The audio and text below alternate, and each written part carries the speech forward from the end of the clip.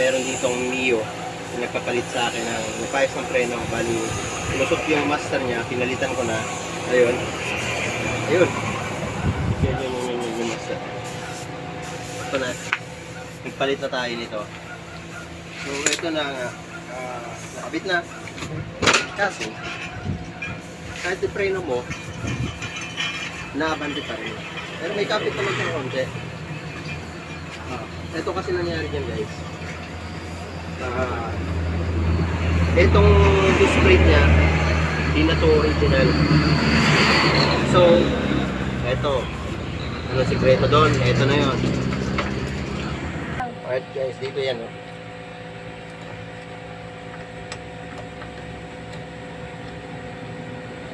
Yan kasi minsan nangyayari sa mga conversion. Kaya nagkakaroon ng ibang mga problema. Kasi nga, conversion nga, yung mga pyesa hindi sila magkakamat. So, asan yung problema? Nakita nyo? Nakita nyo yan? Ayan yung brake pad. Ayun yung kinainan, no? Yung dinadaanan ng disc plate.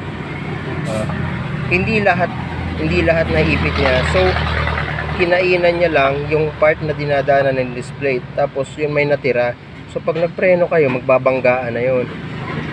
Hindi rin maipit ng maayos yung disc plate. Anong remedyo dyan?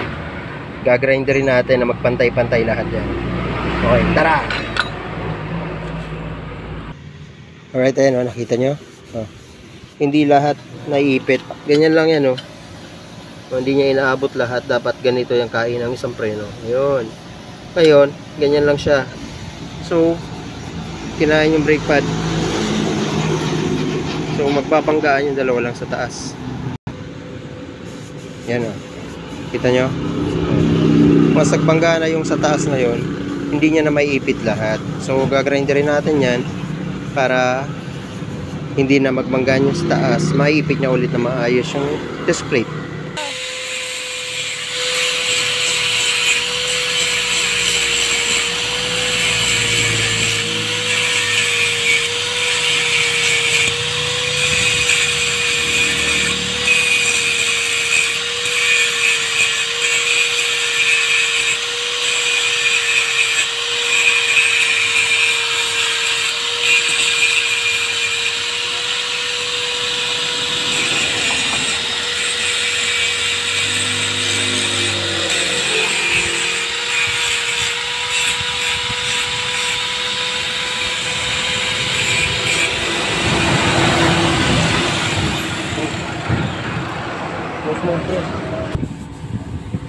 Alright, ayan, nag-grind na natin, no? Bali, nag-advance na ako sa taas para kung sakali magpudpud, meron pa siyang allowance.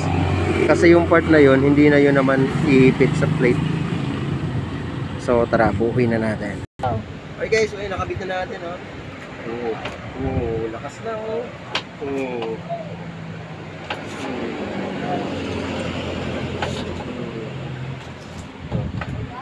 Kapit na yan.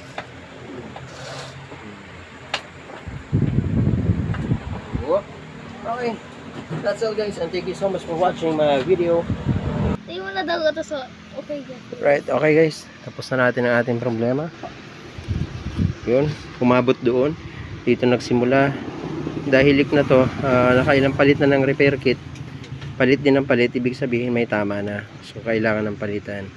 Pag gano'n nangyayari, sa isang month, naka-2, 3 kayong palit ng repair kit, tagas pa din, lusot pa din, palitan nyo na. Ngayon, nagkataon may ibang trouble. Yun nga, yung hindi niya naipit masyado dahil nga nagbabanggaan yung pad. Ngayon, okay na. So, ganun lang gagawin nyo. Pag mayroong mga ganun nangyayari sa motor nyo o sa client nyo, nakabitan nyo na lahat ayos. Okay naman yung pressure ng preno, mag-blade kayo, okay naman. Kaso madulas pa din. Check nyo yung brake pad, lalo na kapag conversion. So pag ganun, may part na hindi nakakaipit, magbabanggaan, grinderin nyo lang. Okay, maraming salamat. This is Jao. Thank you so much for supporting my channel, and God bless everyone. Bye.